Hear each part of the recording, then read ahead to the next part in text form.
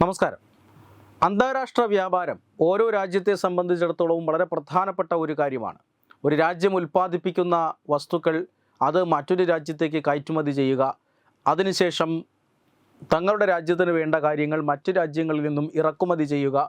ഇതാണ് യഥാർത്ഥത്തിൽ അന്താരാഷ്ട്ര വ്യാപാരം എന്ന് പറയുന്നത്. പലപ്പോഴും കയറ്റുമതി ഇറക്കുമതിയേക്കാൾ കൂടുതലായിരിക്കാം, അല്ലെങ്കിൽ ഇറക്കുമതി കയറ്റുമതിയേക്കാൾ കൂടുതലായിരിക്കാം. ഇതുമായി ബന്ധപ്പെട്ട കണക്കുകൾ ഓരോ ദിവസവും നമ്മൾ വാർത്തകളിലൂടെ വായിക്കുന്നതാണ്. പാകിസ്ഥാനുമായി ഇന്ത്യക്ക് വ്യാപാര ബന്ധമുണ്ടോ എന്ന് ചോദിച്ചാൽ തീർച്ചയായും 2019 ശേഷം പാകിസ്ഥാനുമായി നമുക്ക് വ്യാപാര ബന്ധമില്ല. അതുവരെ ഇന്ത്യയും പാകിസ്ഥാനും 2 തവണ യുദ്ധത്തിലേർപ്പെട്ടിട്ടുണ്ട്. 3 തവണ, സത്യത്തിൽ കാർഗിൽ കൂടി ചേർത്താൽ 3 തവണ യുദ്ധത്തിലേർപ്പെട്ടിട്ടുണ്ട്. അതിനപ്പുറം പാകിസ്ഥാനുമായി പലപ്പോഴും സംഘർഷത്തിലാണ്. പാകിസ്ഥാൻ ഭീകരവാദത്തെ പ്രോത്സാഹിപ്പിക്കുന്നു, ആ ഭീകരവാദികൾ ഇന്ത്യയെ ആക്രമിക്കുന്നുണ്ട്. അങ്ങോട്ടും ഇങ്ങോട്ടും പല ആരോപണങ്ങൾ പാകിസ്ഥാൻ ഇന്ത്യക്കെതിരെയും ഇന്ത്യ പാകിസ്ഥാനെതിരെയും ആരോപിക്കുന്നുണ്ട്. കാശ്മീരിനെ വേണം എന്ന് പറഞ്ഞ് പാകിസ്ഥാൻ നിൽക്കുന്നുണ്ട്. കാശ്മീർ ഇന്ത്യയുടെ അവിഭാജ്യ ഘടകമാണ് എന്ന് പറഞ്ഞുകൊണ്ട് ഇന്ത്യ തിരിച്ചടിക്കാറുണ്ട്.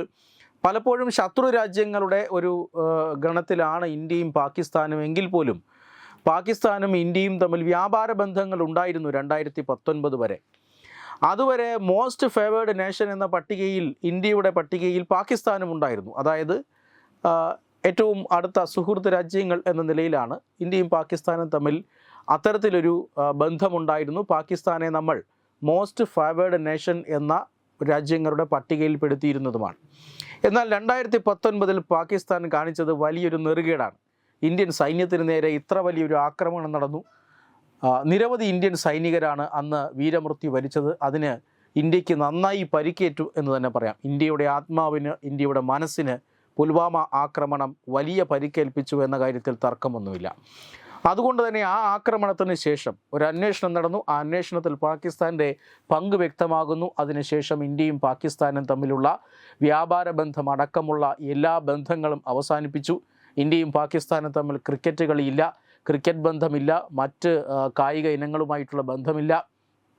പാകിസ്ഥാനെ അന്താരാഷ്ട്ര തലത്തിൽ എങ്ങനെയൊക്കെ ഒറ്റപ്പെടുത്താൻ സാധിക്കുമോ അതെല്ലാം ഇന്ത്യ ചെയ്തുകൊണ്ടിരുന്നു. മാത്രമല്ല, ഈ FATF പോലുള്ള സംവിധാനങ്ങളിലൊക്കെ FATFിൻ്റെ ഗ്രേ ലിസ്റ്റിൽ പെടുത്തി. അതിൻ്റെ പിന്നിൽ ഇന്ത്യയുടെ വലിയ പ്രേരണയുണ്ട് എന്ന് നമുക്കറിയാം.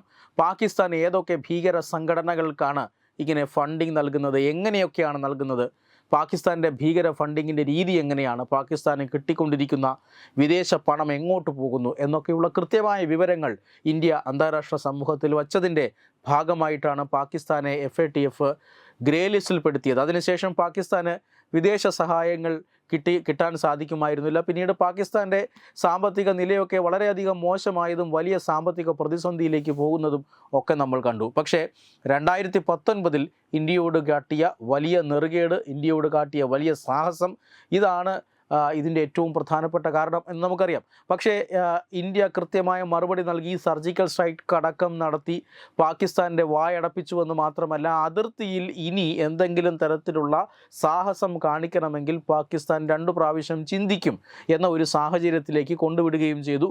മാത്രമല്ല, പാകിസ്ഥാനെ ഇപ്പോൾ ഇന്ത്യ എഴുതി തള്ളിയിരിക്കുകയാണ്. പണ്ടൊക്കെ ഇന്ത്യ ഏതൊരു ആയുധം വാങ്ങുമ്പോഴും പാകിസ്ഥാനുമായി ഇത് മാച്ച് ചെയ്യുന്നുണ്ടോ, അല്ലെങ്കിൽ പാകിസ്ഥാനെ നേരിടുന്നതിൽ ഫലപ്രദമായിട്ടുണ്ടോ, പാകിസ്ഥാൻ ഇനി എന്തൊക്കെയാണ് അടുത്ത വർഷം ചെയ്യാൻ പോകുന്നത്, ഇതൊക്കെ ആലോചിച്ച് തല പുണ്ണാക്കുകയായിരുന്നു ഇന്ത്യയുടെ ജോലി. പക്ഷേ ഇപ്പോൾ ഇന്ത്യ പാകിസ്ഥാനെക്കുറിച്ച് ചിന്തിക്കുന്നതേ ഇല്ല. അത്രമാത്രം പാകിസ്ഥാനെ ഇന്ത്യ അവഗണിച്ച് തഴഞ്ഞു.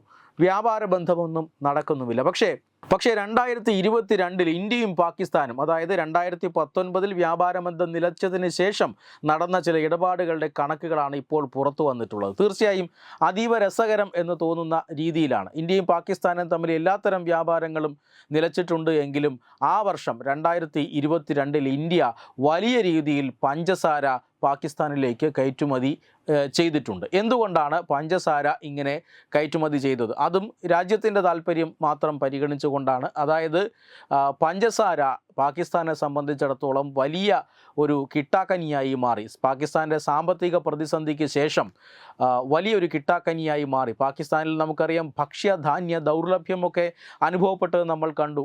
1 കിലോ ആട്ടയ്ക്കും അതുപോലെ തന്നെ പഞ്ചസാരയ്ക്കും അരിക്കും ഗോതമ്പിനുമൊക്കെ എത്രമാത്രം വിലയാണ് കയറിയത് എന്ന് നമ്മൾ കണ്ടു. അങ്ങനെ പഞ്ചസാര 1 കിലോയ്ക്ക് 155 പാകിസ്ഥാൻ രൂപ വരെ എത്തി നിൽക്കുന്ന സമയത്താണ് ഇന്ത്യൻ പഞ്ചസാര പാകിസ്ഥാനിലേക്ക് കയറ്റിവിടുന്നത്.